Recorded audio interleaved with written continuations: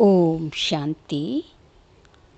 आज 13 अप्रैल 2025। आज अव्यक्त वाणी है रिवाइज डेट 31 दिसंबर 2004।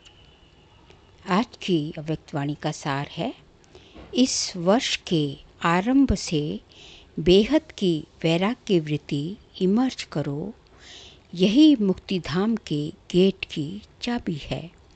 इस वर्ष के आरंभ से बेहद की वैराग्य वृत्ति इमर्ज करो, यही मुक्तिधाम के गेट की चाबी है। आज नवयुग रचता बाप दादा अपने बच्चों से नववर्ष मनाने के लिए, परमात्मा मिलन मनाने के लिए बच्चों के स्नेह में अपने दूर देश से साकार वतन में मिलन मनाने आए हैं। दुनिया में तो नववर्ष की मुबारक एक दो को देते हैं, लेकिन बाप दादा आप बच्चों को नवयुग और नए वर्ष की दोनों की मुबारक दे रहे हैं। नया वर्ष तो एक दिन मनाने का है, नवयुग तो आप संगम पर सदा मनाते रहते हो। आप सभी भी परमात्मा प्यार की आकर्षण में खींचते हुए यहाँ पहुँच गए हो। लेकिन सबसे दूर देश से आने वाला कौन? डबल विदेशी। ये तो फिर भी इस साकार देश में ही हैं, लेकिन बाप दादा दूरदेशी कितना दूर से आए हैं। हिसाब निकाल सकते हैं कितने माइल से आए हैं। तो दूरदेशी बाप दादा चारों ओर के बच्चों को, चाहे सामने डायमंड हॉल में बैठे हैं, चाहे मधुबन में बैठे हैं, चाहे ज्ञान सरोवर में बैठे हैं, गैलरी में बैठे हैं, आप सबके साथ जो दूर बैठे देश विदेश में बाप दादा से मिलन मना रहे हैं, बाप दादा देख रहे हैं, सभी कितने प्यार से दूर से देख भी रहे हैं, सुन भी रहे हैं। तो चारों ओर के बच्चों को नवयुग और नए वर्ष की पदम गुना मुबारक हो, मुबारक हो, मुबारक हो। बच्चों को तो नवयुग नैनों के सामने है ना, बस आज संगम पर है, कल अपने नवयुग में राज्य अधिकारी बन राज्य करेंगे। इतना नज़दीक अनुभव हो रहा है। आज और कल की ही तो बात है, कल था, कल फिर से होना है। अपने नवयुग की, गोल्डन युग की गोल्डन ड्रेस सामने दिखाई दे रही है। कितनी सुंदर है, स्पष्ट दिखाई दे रही है ना। आज साधारण ड्रेस में है और कल नवयुग की सुंदर ड्रेस में चमकते हुए दिखाई देंगे। नववर्ष में तो एक दिन के लिए एक दो को गिफ्ट देते हैं, लेकिन नवयुग रचता बाप दादा ने आप सबको गोल्डन वर्ल्ड की सौगात दी है, जो अनेक जन्म चलने वाली है। विनाशी सौगात नहीं है, अविनाशी सौगात बाप ने आप बच्चों को दे दी है। याद है ना? भूल तो नहीं गए हो? सेकंड में आ जा सकते हो। अभी अभी संगम पर, अभी अभी अपनी गोल्डन दुनिया में पहुंच जाते हो कि देरी लगती है? अपना राज्य स्मृति में आ जाता है। आज के दिन को विदाई का दिन कहा जाता है और 12 बजे के बाद बधाई का दिन कहा जाएगा। तो विदाई के दिन, वर्ष की विदाई के साथ साथ आप सबने वर्ष के साथ और किसको विदाई दी? चेक किया? सदा के लिए विदाई दी व थोड़े समय के लिए विदाई दी? बाप दादा ने पहले भी कहा है कि समय की रफ्तार तीव्र गति से जा रही है और सारे वर्ष की रिज़ल्ट में चेक किया कि क्या मेरे पुरुषार्थ की रफ्तार तीव्र रही या कब कैसे रही। दुनिया की हालतों को देखते हुए अब अपने विशेष 2 स्वरूपों को इमर्ज करो। ये 2 स्वरूप हैं, एक सर्वप्रति रहमदिल और कल्याणकारी और दूसरा हर आत्मा के प्रति सदा दाता के बच्चे मास्टर दाता। विश्व की आत्माएं बिल्कुल शक्तिहीन, दुखी, अशांत चिल्ला रही हैं। बाप के आगे, आप पूज्य आत्माओं के आगे पुकार रही हैं। कुछ घड़ियों के लिए भी सुख दे दो, शांति दे दो, खुशी दे दो, हिम्मत दे दो। बाप तो बच्चों के दुख परेशानी को देख नहीं सकते, सुन नहीं सकते। क्या आप सभी पूज्य आत्माओं को रहम नहीं आता? मांग रहे हैं दो दो दो। तो दाता के बच्चे कुछ तो अंजलि दे दो।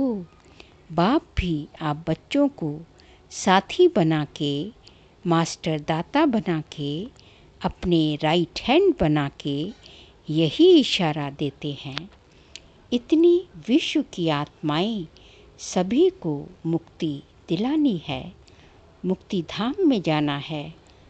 तो हे दाता के बच्चे, अपने श्रेष्ठ संकल्प द्वारा, मनसा शक्ति द्वारा, चाहे वाणी द्वारा, चाहे संबंध संपर्क द्वारा, चाहे शुभ भावना शुभकामना द्वारा, चाहे वाइब्रेशंस वायुमंडल द्वारा, किसी भी युक्ति से मुक्ति दिलाओ।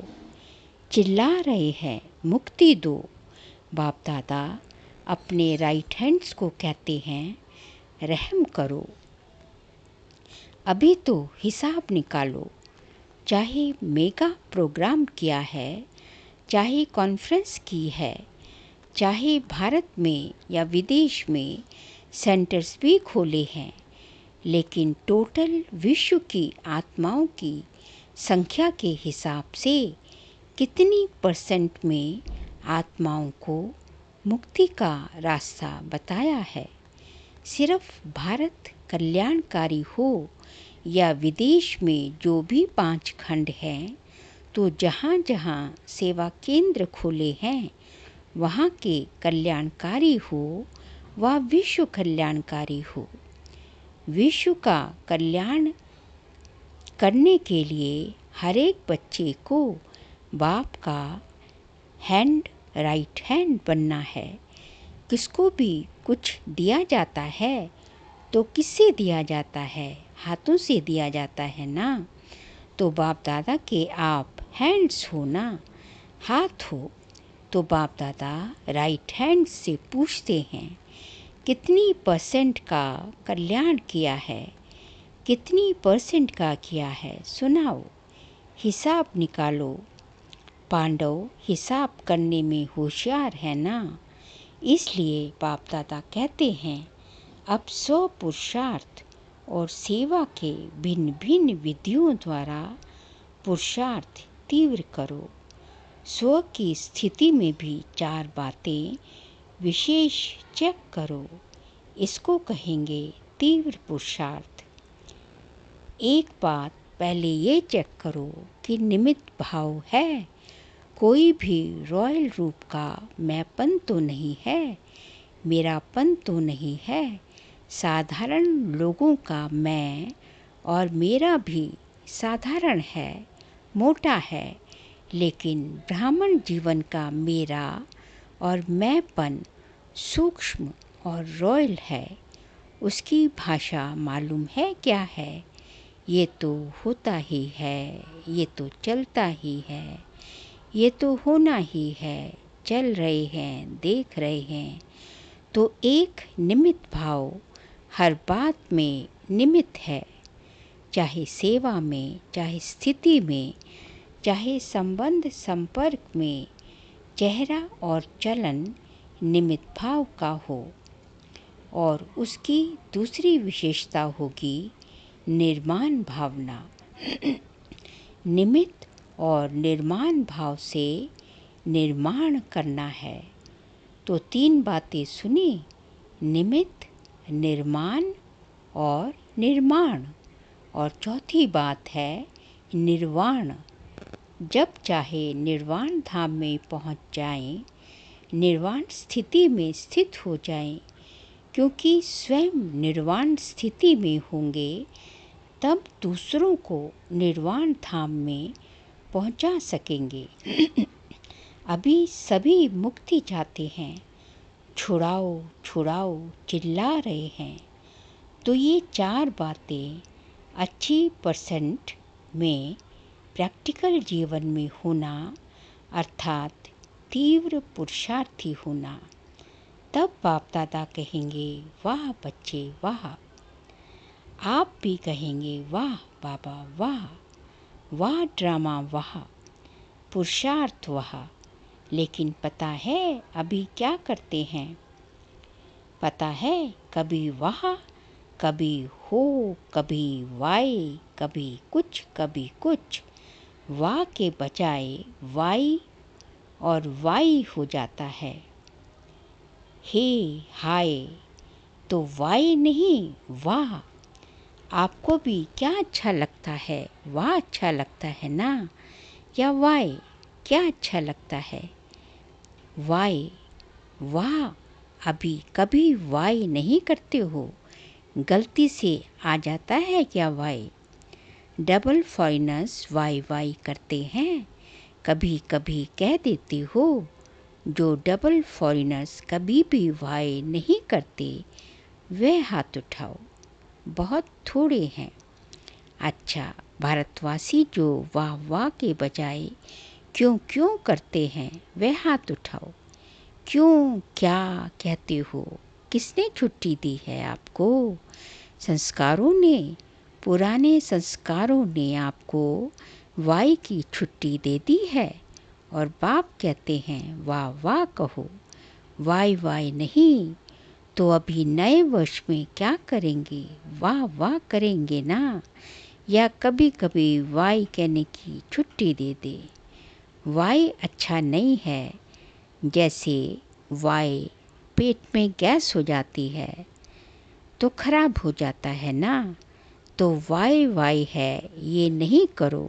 वाह वाह कितना अच्छा लगता है। हाँ बोलो वाह वाह वाह। अच्छा, तो दूर देश में सुन रहे हैं, देख रहे हैं, भारत में भी विदेश में भी उन बच्चों से भी पूछते हैं वाह वाह करते हो या वाई वाई करते हो? अभी विदाई का दिन है ना, आज वर्ष के विदाई का लास्ट डे है। तो सभी संकल्प करो वाई नहीं करेंगे, सोचेंगे भी नहीं, क्वेश्चन मार्क नहीं, आश्चर्य की मात्रा नहीं, बिंदी। क्वेश्चन मार्क लिखो कितना टेढ़ा है और बिंदी कितनी सहज है। बस नैनों में बाप बिंदु को संभाल लो। जैसे नैनों में देखने की बिंदी समाई हुई है ना, ऐसे ही सदा नैनों में बिंदु बाप को संभालो। सामने आता है या फिट नहीं होती है, नीचे ऊपर हो जाती है, तो क्या करेंगे? विदाई किसको देंगे? वाई को। कभी भी आश्चर्य की निशानी भी नहीं आए। ये कैसे?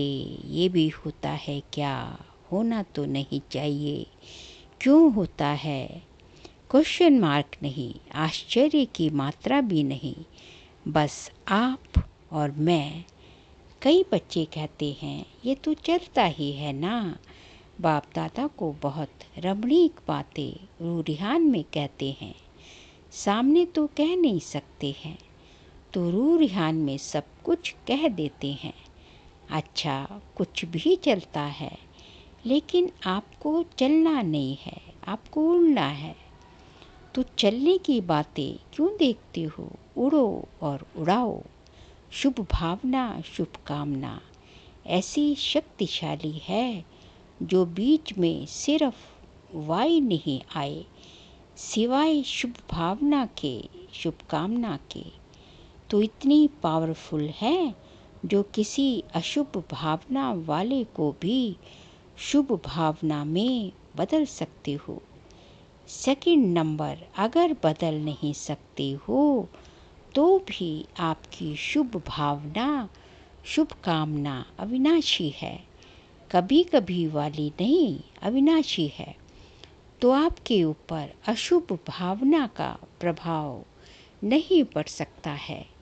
क्वेश्चन में चले जाते हो, ये क्यों हो रहा है, ये कब तक चलेगा, कैसे चलेगा। इससे शुभ भावना की शक्ति कम हो जाती है। नहीं तो शुभ भावना, शुभकामना, इस संकल्प शक्ति में बहुत शक्ति है।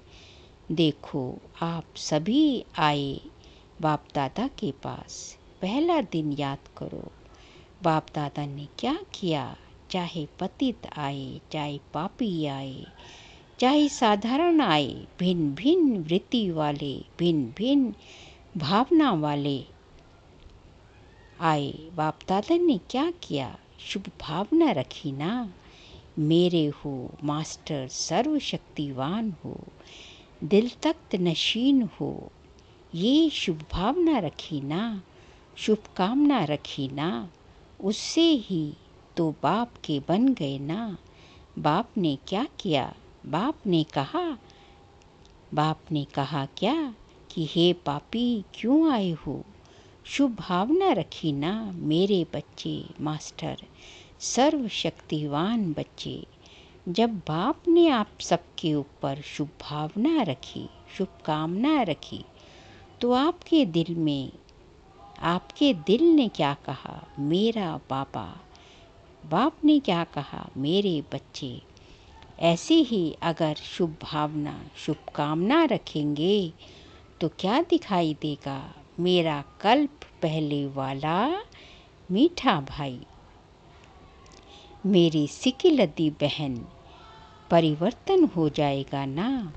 तो इस वर्ष में कुछ करके दिखाना है, सिर्फ हाथ नहीं उठाना।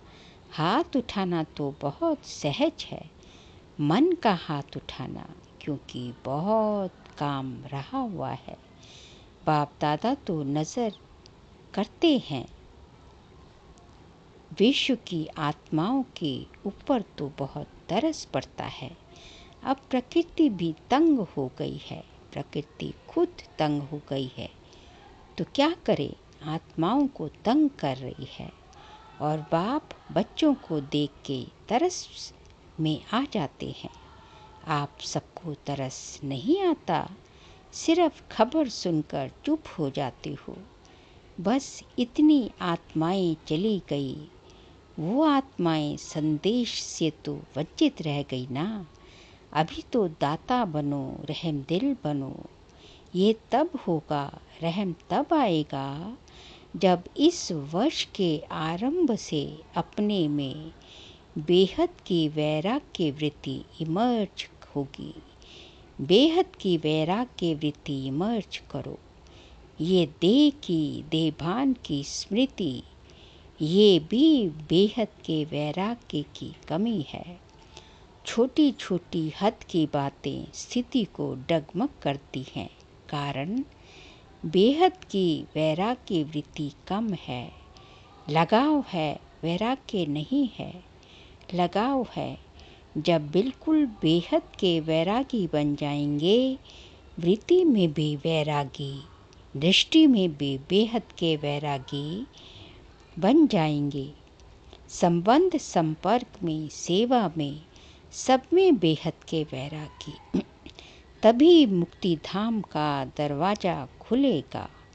अभी तो जो आत्माएं शरीर छोड़कर जा रही हैं, फिर जन्म लेंगी, फिर दुखी होंगी। अब मुक्ति धाम का गेट खोलने के निमित्त तो आप हो ना, ब्रह्मा बाप के साथी हो ना। तो बेहद की वैराग्य वृत्ति है गेट खोलने की चाबी। अभी चाबी नहीं लगी है, चाबी तैयार हो चाबी तैयार ही नहीं की है। ब्रह्मा बाप भी इंतज़ार कर रहा है, एडवांस पार्टी भी इंतज़ार कर रही है, प्रकृति भी इंतज़ार कर रही है, तंग हो गई है बहुत। माया भी अपने दिन गिनती कर रही है। अभी बोलो हे मास्टर सर्वशक्तिवान, बोलो क्या करना है। इस वर्ष में कोई नवीनता तो करेंगे ना। नया वर्ष कहते हैं तो नवीनता तो करेंगे ना। अभी बेहद के वैराग्य की मुक्ति धाम जाने की चाबी तैयार करो।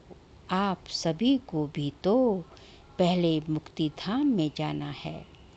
ब्रह्मा बाप से वायदा किया है, साथ चलेंगे, साथ आएंगे, साथ में राज्य करेंगे, साथ में भक्ति करेंगे। तो अभी तैयारी करो। इस वर्ष में क्या करेंगे? दूसरा वर्ष चाहिए क्या? जो समझते हैं इस वर्ष में अटेंशन प्लीज़ बार बार करेंगे, वह हाथ उठाओ। करेंगे? फिर तो एडवांस पार्टी आपको बहुत मुबारक देगी। वह भी थक गए हैं। अच्छा, टीचर्स क्या कहती हैं? पहली लाइन क्या कहती है? पहले तो पहली लाइन के पांडव और पहली लाइन की शक्तियाँ जो करेंगे वह हाथ उठाओ। आधा हाथ नहीं, आधा उठाएंगे तो कहेंगे आधा करेंगे। लंबा हाथ उठाओ। अच्छा, मुबारक हो, मुबारक हो। अच्छा, डबल विदेशी हाथ उठाओ। एक दो में देखो किसने नहीं उठाया है। अच्छा, ये सिंधी ग्रुप भी हाथ उठा रहा है, कमाल है। आप भी करेंगे? सिंधी ग्रुप करेंगे? तब तो डबल मुबारक हो। बहुत अच्छा। एक दो को साथ देकर शुभ भावना का इशारा देते, हाथ में हाथ मिलाते करना ही है। अच्छा, सभा में कोई ने आवाज़ की, सब बैठ जाओ, नथिंग न्यू। अभी अभी एक सेकंड में बिंदु बन, बिंदु बाप को याद करो और जो भी कोई बातें हो उसको बिंदु लगाओ, लगा सकते हो। बस एक सेकंड में मैं बाबा का बाबा मेरा। अच्छा, अभी चारों ओर के सर्व नए युग के मालिक बच्चों को चारों ओर के नए वर्ष मनाने के उमंग उत्साह वाले बच्चों को सदा उड़ते रहना और उड़ाते रहना, ऐसी उड़ती कला वाले बच्चों को सदा तीव्र पुरुषार्थ द्वारा विजय माला के मणके बनने वाले विजयी रत्नों को बाप दादा का नए वर्ष और नए युग की दुआओं के साथ साथ पदम गुना थालियां भर भर के मुबारक हो, मुबारक हो। एक हाथ की ताली बजाओ। अच्छा, फिर आज का बाप दादा का वरदान है, एकाग्रता के अभ्यास द्वारा एक रस स्थिति बनाने वाले सर्व सिद्धि स्वरूप भव। एकाग्रता के अभ्यास द्वारा एक रस स्थिति बनाने वाले सर्व सिद्धि स्वरूप भव। जहाँ एकाग्रता है वहाँ स्वतः एक रस स्थिति है। एकाग्रता से संकल्प, बोल और कर्म का व्यर्थपन समाप्त हो जाता है और समर्थपन आ जाता है। एकाग्रता अर्थात एक ही श्रेष्ठ संकल्प में स्थित रहना, जिस एक बीज रूपी संकल्प में सारा वृक्ष रूपी विस्तार समाया हुआ है। एकाग्रता को बढ़ाओ तो सर्व प्रकार की हलचल समाप्त हो जाएगी। सब संकल्प, बोल और कर्म सहज सिद्ध हो जाएंगे। इसके लिए एकांतवासी बनो। स्लोगन है, एक बार की हुई गलती को बार बार सोचना, अर्थात दाग पर दाग लगाना, इसलिए बीती को बिंदी लगाओ। एक बार की हुई गलती को बार बार सोचना, अर्थात दाग पर दाग लगाना। इसलिए बीती हुई को बिंदी लगाओ। बाबा कहते हैं कि यह एक बार आपने कोई गलती कर दी, उसके बारे में बार बार सोचना, पास्ट का चिंतन करना, वो ऐसे ही है जैसे कि किसी दाग के ऊपर दाग बार बार लग रहा हो तो पक्का होता जाएगा। तो जो हो गया पास्ट इज़ पास्ट, जो हो गया वो हो गया, उसका चिंतन नहीं करना। तो इसलिए एक बार की हुई गलती बार बार उसके बारे में सोचना भी नहीं, करना तो दूर, उसके बारे में चिंतन भी नहीं करना। तो इसको कहा जाता है बीती को बिंदी लगाना। फिर अप्रैल मास का व्यक्त इशारे का सब्जेक्ट है कंबाइन रूप की स्मृति से सदा विजयी बनो। आज का पॉइंट है जैसे इस समय आत्मा और शरीर कंबाइंड है, ऐसे बाप और आप कंबाइन रहो। सिर्फ ये याद रखो कि मेरा बाबा अपने मस्तक पर सदा साथ का तिलक लगाओ। जो सुहाग होता है, साथ होता है, वह कभी भूलता नहीं। तो साथी को सदा साथ रखो। अगर साथ रहेंगे तो साथ चलेंगे। साथ रहना है, साथ चलना है। हर सेकंड, हर संकल्प में साथ है ही। बाबा कहते हैं कि जो सुहाग होता है वो हमेशा जो माताएं जो होती हैं अपने सुहाग का निशानी मस्तक पे सिंदूर लगा के चलती हैं, हमेशा साथ रखती है। तो यहाँ हमारा सुहाग अपने बाबा को हमेशा अपने साथ कंबाइन रखना है, तभी हम सुहागिन समझे जाएंगे। अच्छा, ओम शांति।